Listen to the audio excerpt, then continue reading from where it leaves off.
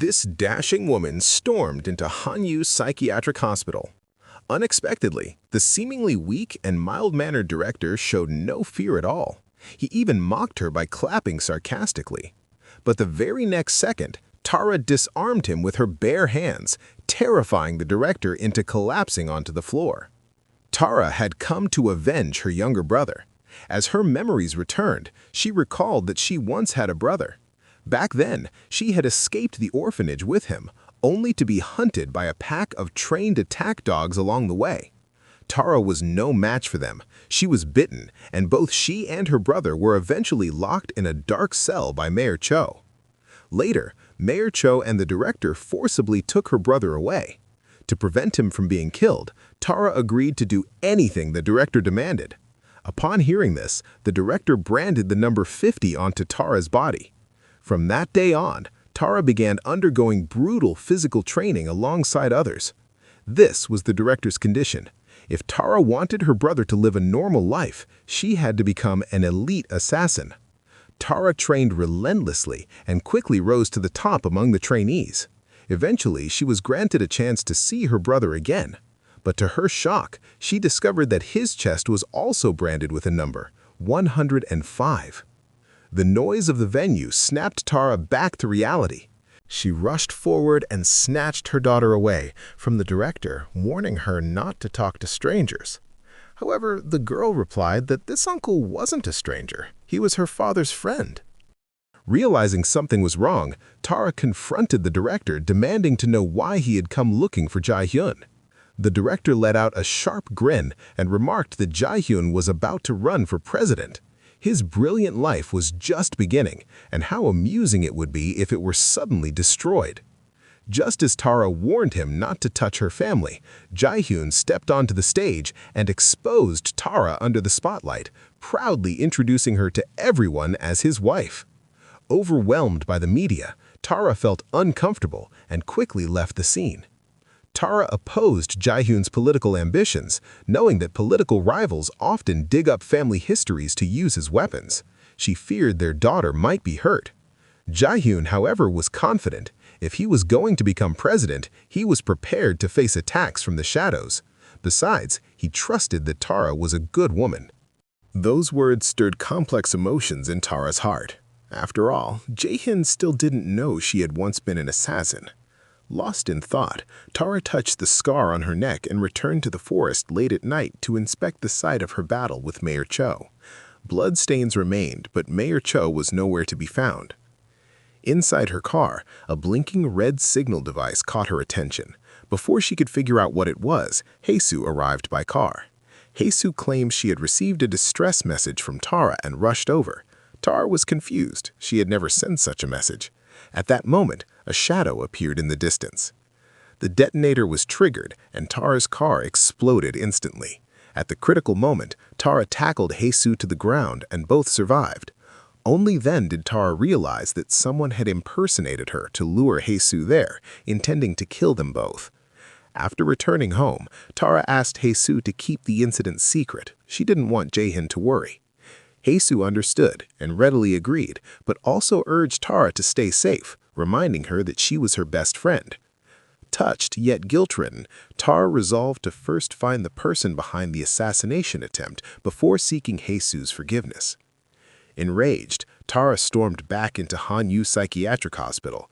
The director applauded her again, praising that Tara's skills and courage were no less impressive than before, worthy of the former ace number 50. Ignoring the mockery, Tara demanded to know whether the director had tried to kill Jesu to cover up the truth from years ago. The director shouted back, claiming that Tara was the one hiding the truth. Why had she brought Jesu to the hospital, and why had she suddenly taken the identity of Tara? Tara herself had no answers. She had lost her memory for 15 years, only beginning to recover it on the day she returned to Hanyu. After pondering her words, the director burst into mocking laughter, saying Tara's acting skills had improved. But Tara didn't care whether the director believed her. She warned him once more. If he dared to harm her family or friends, she would kill him with her own hands. 15 years ago, after discovering the 105 brand on her brother's chest, Tara realized the director's promise had been a lie. Her brother hadn't become a normal person. He'd been trained as an assassin as well. Seizing an opportunity, Tara escaped with him. She rode a motorcycle through a deadly chase with Mayor Cho, but they failed to escape. Her brother was killed after being struck by Mayor Cho's car, and Tara herself was thrown off a cliff. Back in the present, the director pointed a dagger at Tara in response to her warning. He never mentioned that during his last meeting with Jaehyun, he had extended an olive branch, offering support for Jaehyun's company's smart patch research and providing human test subjects. Tara seized the dagger but did not kill the director. He still had one use left, uncovering who hired the assassin who killed the president years ago. Tara tossed a necklace on the table as a down payment, her atonement to Jesu. Only after everything was settled would she deal with the director for good. Under Tara's threat, the director silently accepted the necklace. After much thought, he chose to contact Jesu first. The director arranged to meet Jesu and directly addressed the information about number 50. He stated clearly that there had never been a number 50 in the hospital, and the nurse who provided Jesu with information was merely a patient. Jesu had been misled by her delusions. To verify this, the director brought Jesu to a ward where the nurse indeed lay in bed. The director explained that the nurse suffered from severe mental illness and had escaped multiple times, meaning everything Jesu heard from her was false. Jesu tried calling out to the nurse, but she stared blankly and responded only with a cold laugh. Losing patience, the director interrogated her.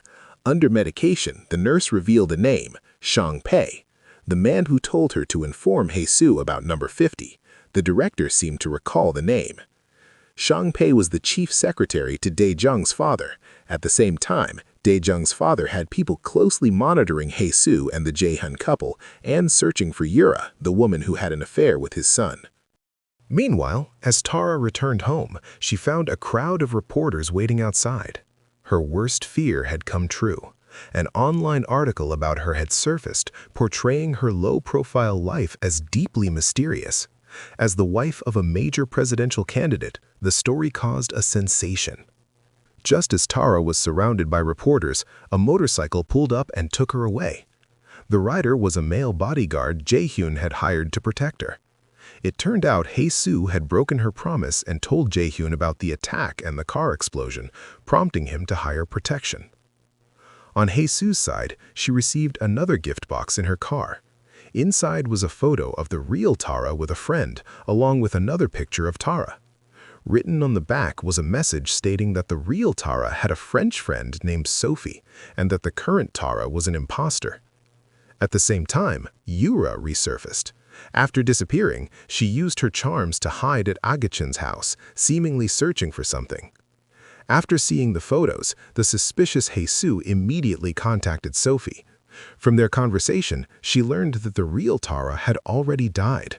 Still, out of friendship, Jesu wanted to give Tara a chance to explain.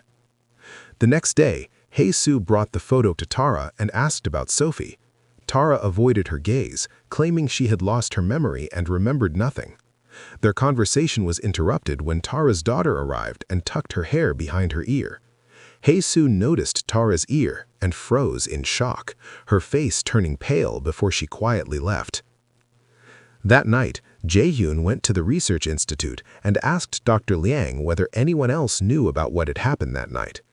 Dr. Liang shook her head. It was revealed that Jaehyun had orchestrated the chimpanzee's death. After using the smart patch, the chimpanzee developed violent side effects. This proved the experiment had completely failed, but Jaehyun refused to accept failure. If the truth came out, his reputation and status would collapse. So, he struck a deal with a traitor in the company, promising immunity and payment in exchange for killing the chimpanzee. Before leaving the lab, Jaehyun personally threw the research hard drive into the fire. However, after he left, a mysterious figure retrieved it. Soon, footage of the chimpanzee going berserk appeared before Daejung. His father stood beside him fanning the flames and insisting he had warned him long ago that Jaehyun was not trustworthy. That night, Tara went to a cosmetic surgery clinic to repair her ear. Jesu followed closely behind, secretly watching through the glass door. The image of number 50 with her injured ear resurfaced in Jesu's mind. A bold thought struck her. Could Tara be number 50? After undergoing ear surgery, Tara receives a message from the director. The director informs her that the person who ordered the assassination of the president was Shang Pei, the chief secretary to Daejung's father. Tara finds this hard to believe. If Daejung's father was truly the mastermind behind the president's assassination, why would he allow the president's daughter, Haisu, to become his daughter-in-law? The director analyzes that turning number 50 into Jaehyun's wife and later restoring number 50's memories may all have been part of Daejung's father's plan. His goal was to create Jaehyun's ultimate weakness. As for Haisu, the closer she gets to the truth, the more dangerous her situation becomes. After learning that Tara is number 50, Haisu begins secretly following Tara. When she sees Tara meeting and talking with the director, Haisu finally comes to terms with the fact that she has been betrayed by her closest friend. When she looks up again, her eyes are cold and emotionless. Not long after, Haisu is cleaning her garden and deliberately throws a stone into Tara's yard. The loud crash of shattering glass startles Tara.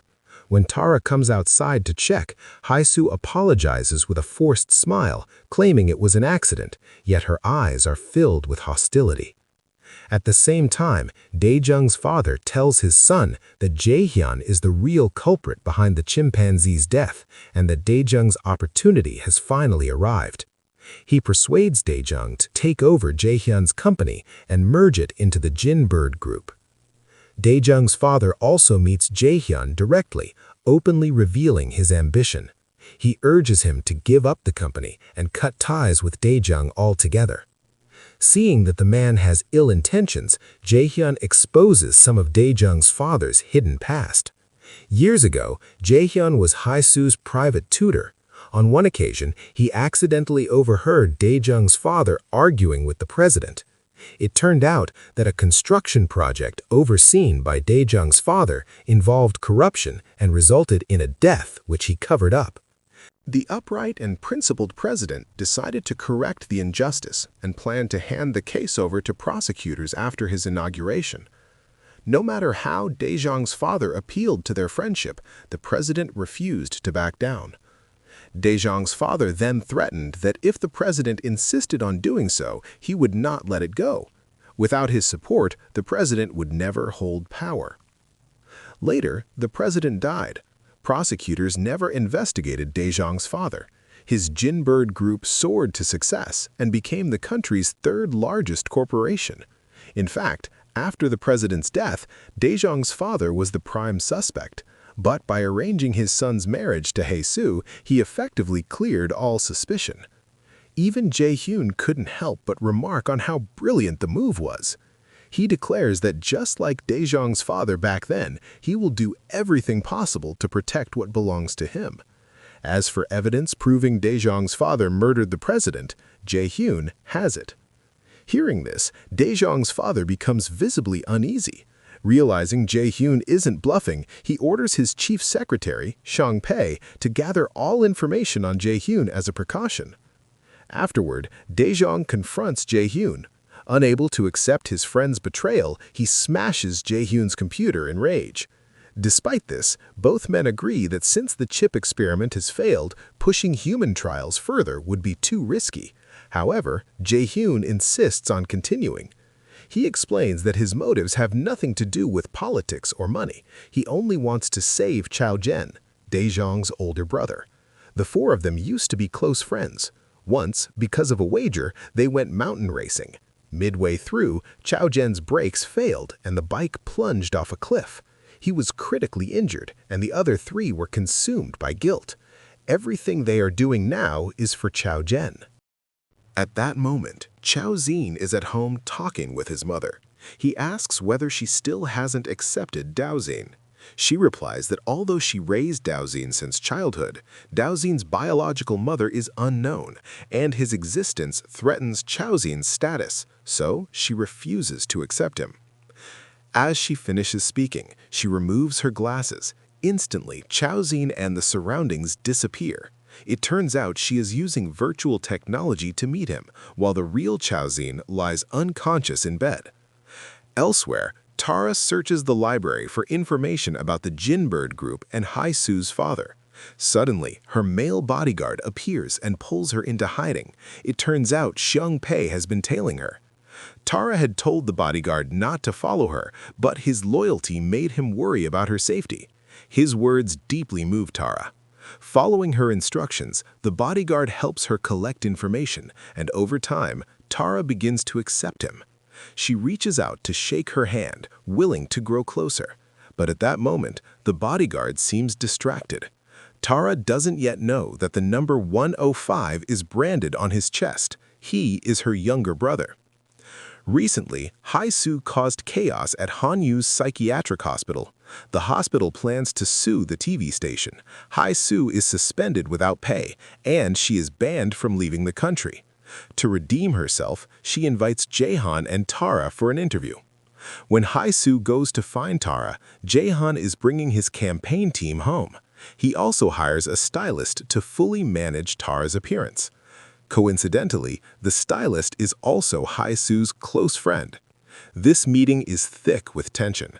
After Haisu's outburst at the psychiatric hospital, the director immediately warned Tara that Haisu now knows her true identity, posing a fatal threat.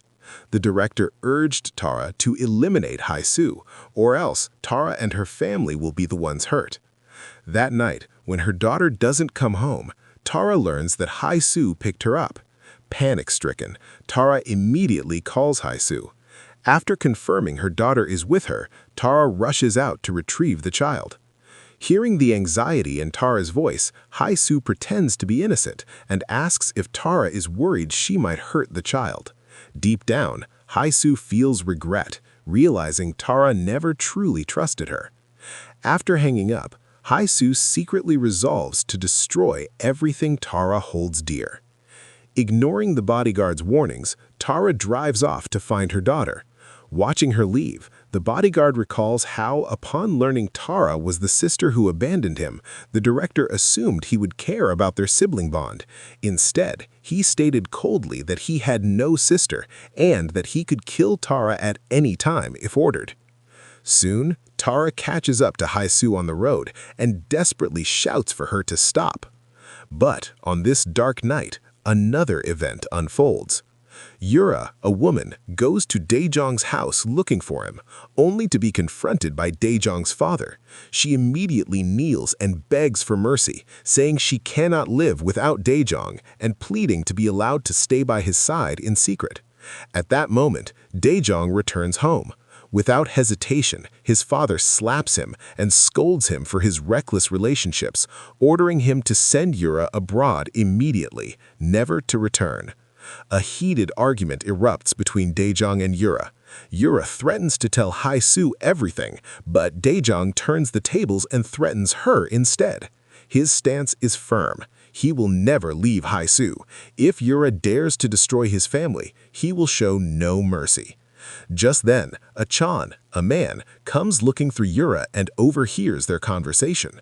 Having already fallen in love with her after being seduced by her, he feels deeply heartbroken. Later, Yura returns to Achan's house and rummages through everything until she finally finds what she is looking for. Coincidentally, a drunk Achan comes home and realizes her true motive for being with him.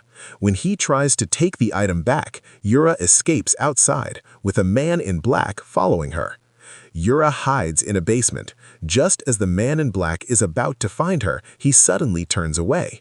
Relieved, Yura steps forward, unaware that the man in black is lying in wait ahead. Yura falls into his hands and gradually collapses. In thunder and lightning, a tree is engulfed in flames, and a woman dies hanging from it. End of episode. All right, that's all for today. Don't forget to like, comment, share with friends, and subscribe to the channel. I will be back with the rest of the story soon.